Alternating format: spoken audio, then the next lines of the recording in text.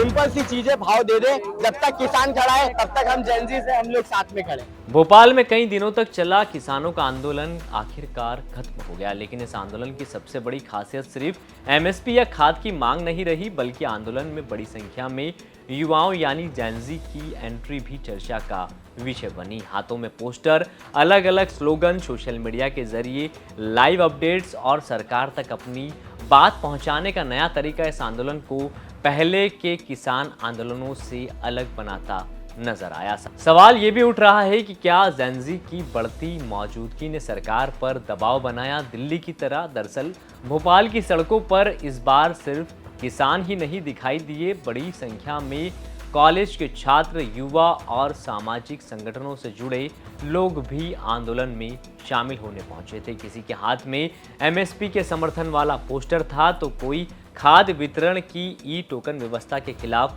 तख्ती लेकर खड़ा हुआ था। कई युवा आंदोलन की तस्वीरें और वीडियो सोशल मीडिया पर लगातार साझा कर रहे थे, जिससे आंदोलन की पहुंच गांवों से निकलकर पूरे प्रदेश और देश तक पहुंच रही थी। दिल्ली के जंतर मंतर या हाल ही के दूसरे जन आंदोलन की तरह इस आंदोलन में भी पोस्टर, पॉलिटिक्स, क्रिएटिव स्लोगन और डिजिटल कैंपेन साफ दिखाई दिए। युवा अपने अंदाज में सरकार को संदेश देने की कोशिश कर रहे थे। आंदोलन का ये चेहरा पारंपरिक किसान आंदोलन से अलग नजर आया, जहां सिर्फ धरना नहीं बल्कि सोशल मीडिया भी एक बड़ा हथियार बन गया। जेनजी ने पोस्टरों में लिखा, किसानों के सम्मान में जेनजी मैदान में करेंगे, किसानों के सम्मान में जेएनजी खड़ा मैदान में। क्या मांग कर रहे हैं आप?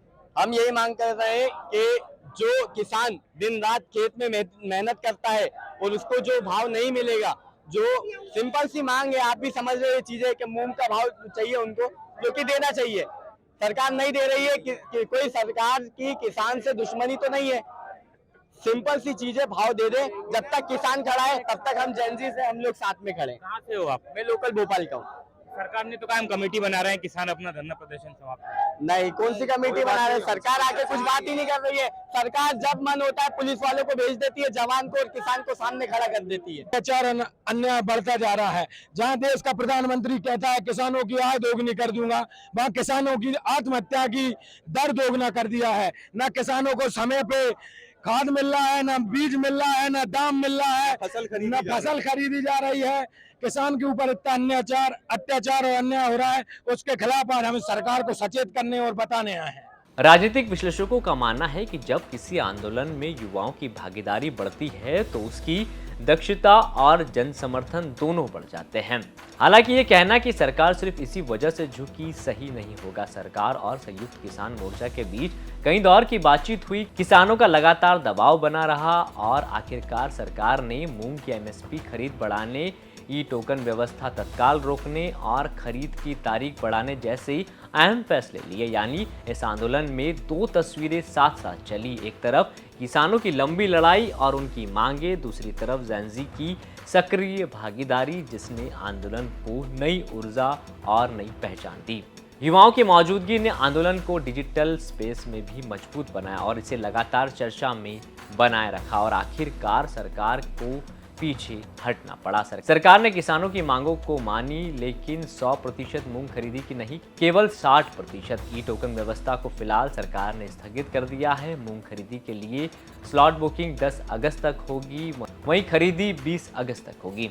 खैर, भोपाल का ये आंदोलन सिर्फ किसानों की मांगों तक सीमित नहीं रहा, इसने ये भी दिखाया कि अब किसी भी जन आंदोलन में युवाओं और सोशल मीडिया की भूमिका लगातार बढ़ रही है। हालांकि सरकार के फैसलों के पीछे बातचीत, किसानों का दबाव और राजनीतिक परिस्थितियां भी महत्वपूर्ण रही, लेकिन इतना जरूर कहा जा सकता है कि जेनजी की मौजूदगी इस आंदोलन को ज्यादा दक्षता और व्यापक चर्चा दिलाने में अहम भूमिका निभाई।